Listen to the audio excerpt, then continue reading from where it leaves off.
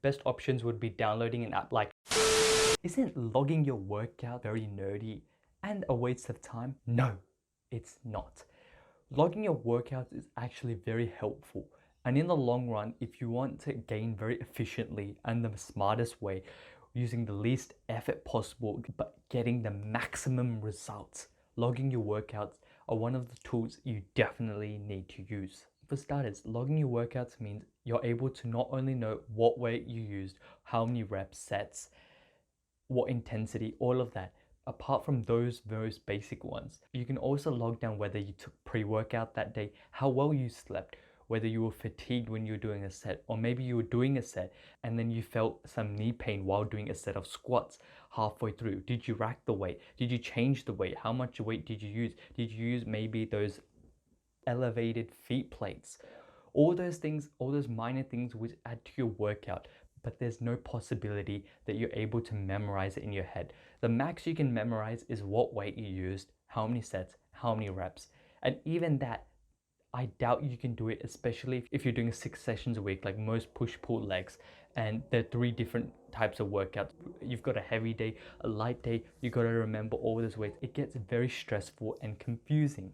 Sorry guys, went on a slight tangent there, and now it's really hot outside. That's why the change of clothes as well. Anyway, so back to what I was saying, it gets very confusing. How are you going to remember what you did in each workout last week, let alone a couple months ago? Which brings me to the first benefit of using logbooks, and that is when you haven't done an exercise in a while. So it may be a couple months and you want to do this exercise again because you've created a new plan, a new routine, and you want to give it a go. Well, most probably, if you didn't have a logbook, you would try some weight. Either it would be too heavy, too light. If it's too light, there's no problem. You're just going to keep on having to add on weight and just waste all your time trying to find the right weight where you can hit 8 reps, where it's not too challenging, but not too easy. But what happens if you accidentally loaded on too much? And since it was so heavy, you weren't even able to control the 8 reps and you ended up injuring yourself.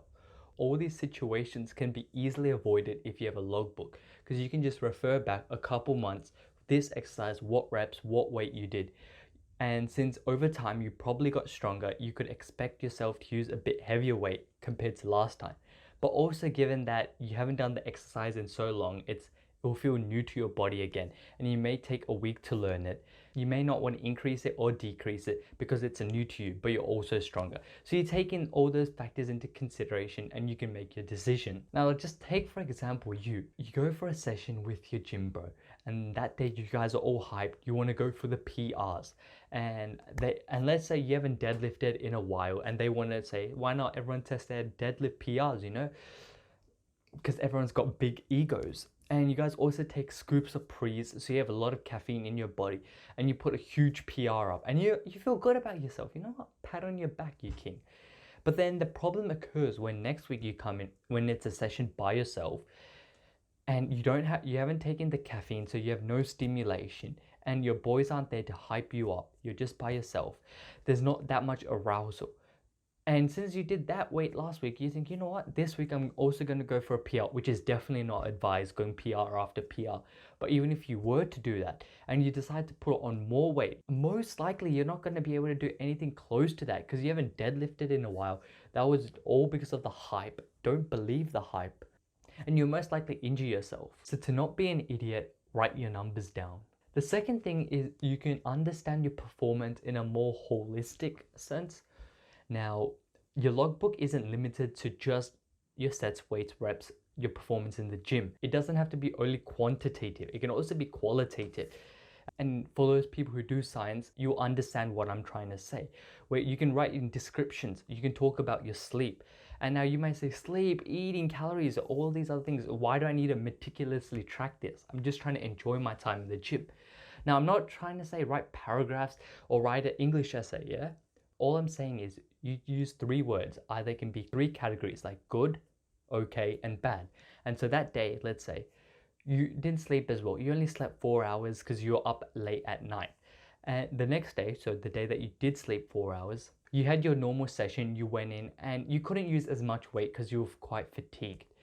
And if you weren't to use a log, you would remember those weights. I did this, this, this. And next week, when you're fully rested on the same day, you go to do those weights or add a bit more because, progressive overload. But it's still very easy because you ended up using lighter weights. Or worse, on the day that you did sleep bad, since you're using a lighter weights, compared to the previous week for that session, you may have actually used less weight. And you may think, oh no, I got a progressive overload, so I'm going to load on way more weight, and you completely overestimate your capabilities. Whereas if you log this down where you slept bad, all you needed right in your sleep section is bad. And because of that, you'll be able to tell that in your workout, you couldn't perform as well.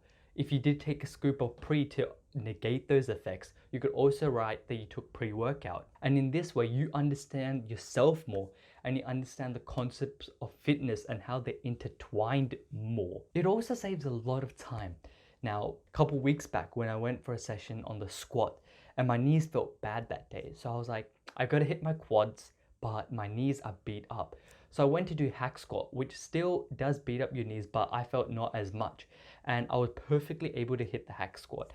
Now, keep this in mind, I hadn't hack squatted in a couple weeks. And if I used it's all in my brain, I would have spent more time actually testing out the weights than actually doing an exercise. But luckily, I just referred to my logbook. I looked at the last weight that I did last time around on the hack squat, used a weight quite similar to that, didn't spend too much time figuring out the weight. I was able to hit my quads effectively. And then the following week, when I came into squat again on that day, my knees still felt beat up. So I went back to the hack squat, and since I logged last week's workout, I just followed on from there, progressive overload. Simple, done. As you can see, there are many advantages with logging. But now you may ask the most important question, what do I log, or how do I log precisely? And when it comes to logging, there are many ways. I use Excel, but most people aren't bothered creating an Excel sheet for everything. If you aren't bothered to write down on Excel, best options would be downloading an app like Strong on the App Store or Google Play, or something like Holt, I'm pretty sure that's how it's spelled. But those apps are one of the best apps that I've seen so far to track your workouts. That's all, boys. May the gains be with you, and see you in the next one.